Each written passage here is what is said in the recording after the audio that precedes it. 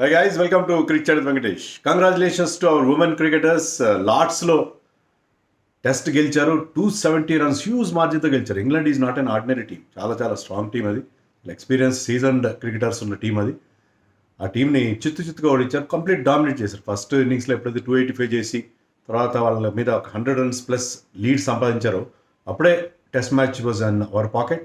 Second ఇన్నింగ్స్లో కూడా అదే బ్రహ్మాండమైన పర్ఫార్మెన్స్ కంటిన్యూ చేసి మరింత బాగా బ్యాటింగ్ చేసి డిక్లేర్ చేసి వాళ్ళకి 475 అంతో హ్యూజ్ టార్గెట్ ఇచ్చి దాన్ని కూడా ఈజీగా వాళ్ళు ఆ టార్గెట్ని వాళ్ళు రీచ్ అయ్యే పరిస్థితి ఏమాత్రం లేదు. 270 రన్స్ తేడాతో గెలిచారు.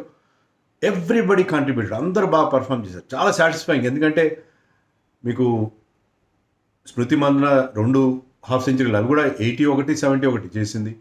తర్వాత కెప్టెన్ హర్మన్ ప్రీత్ ఫస్ట్ ఇన్నింగ్స్లో బాగా బ్యాటింగ్ చేసింది. తర్వాత Shafali batted well in the second innings. Jemimah batted okay in the first innings. Yastika Bhatia got 100 in the second innings. అలాగే మీకు Deepti Sharma all round performance. Richa Ghosh got 50 in the second innings. So అందరూ టాప్ ఆర్డర్ అందరూ పర్ఫామ్ చేశారు. Bowlers అందరూ బాగా పర్ఫామ్ చేశారు. Kranti Goud was exceptional.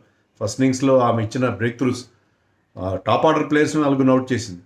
And ఇక she got a 5 for. And second ఇన్నింగ్స్లో మరో 2 వికెట్లు తీసింది. And Sneh Rana got 4 wickets in the second innings.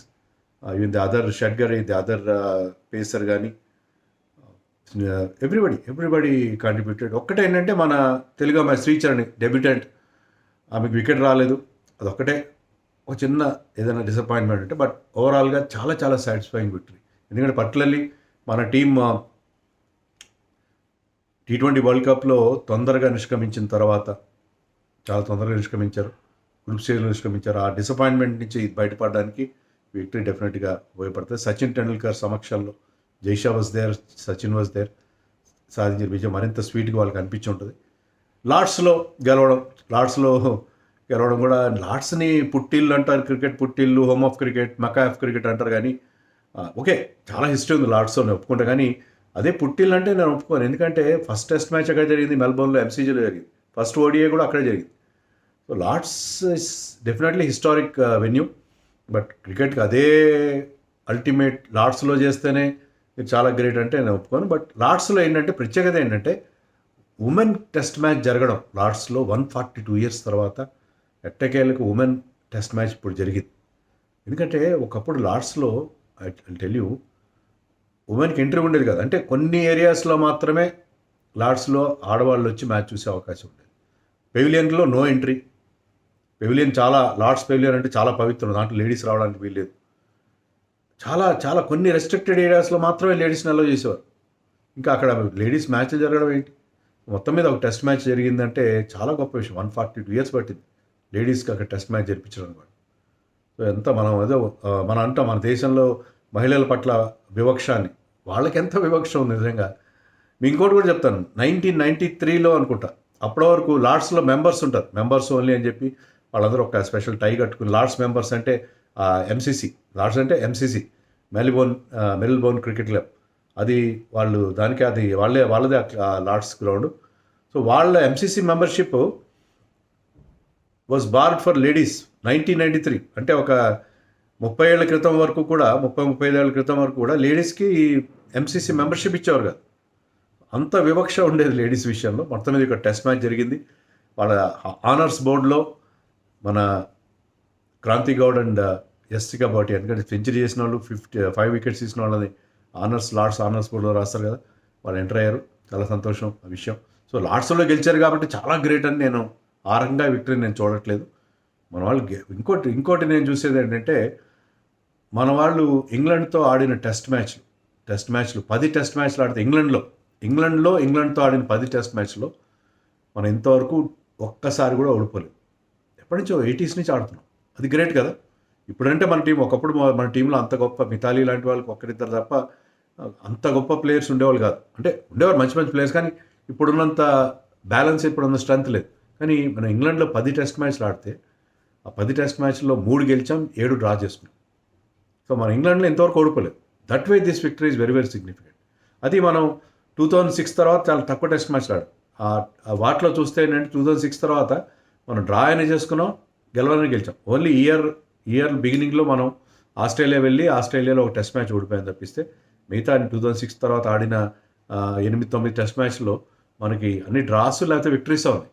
So our team is doing well in red ball అని చెప్పి మనం గర్వంగా చెప్పుకోవడానికి ఖచ్చితంగా అవకాశం ఉంది. ఓవరాల్గా ఉమెన్స్ క్రికెట్లో టెస్ట్ మ్యాచ్లు చాలా తక్కువ ఆడతారు. 43 టెస్ట్ మ్యాచెస్ మాత్రమే ఆడారు. దాంట్లో మనం 9 గెలిచాం, 7 ఓడిపోయాం, మిగతా అన్ని డ్రానే. సో 4 రోజులు మాత్రమే జరుగుతుంటాయి కాబట్టి టెస్ట్ మ్యాచ్లు ఎక్కువగా డ్రాలు అవుతుంటాయి. సో మనం 9 టెస్టులు గెలిచాం, 7 మాత్రమే ఓడిపోయాం. సో ఈ రెడ్ బాల్ క్రికెట్లో మన పర్ఫార్మెన్స్ చాలా అంటే చాలా బాగుంది. మరొకసారి మనకు అదే ప్రూఫ్ దొరికింది. సో మన వైట్ బాల్లో కూడా ఇంకా కొంత ఇంప్రూవ్మెంట్ అవసరం.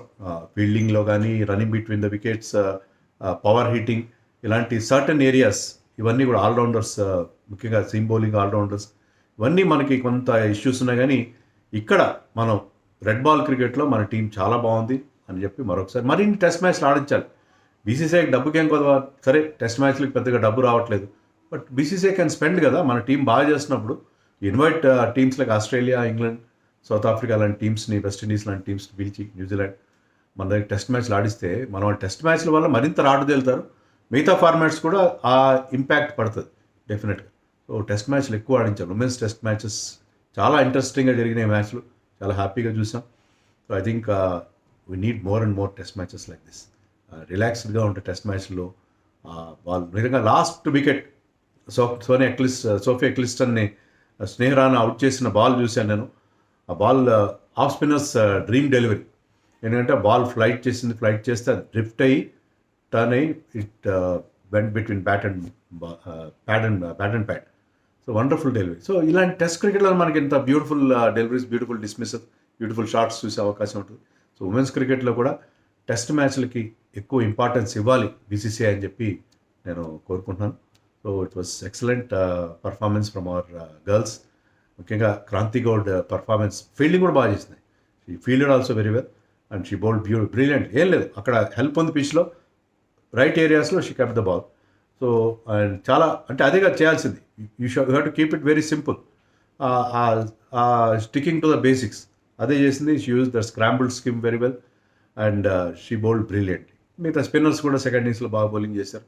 ఓవరాల్గా very very satisfying win for India and it is really heartening. చాలా చాలా చాలా హ్యాపీగా మనం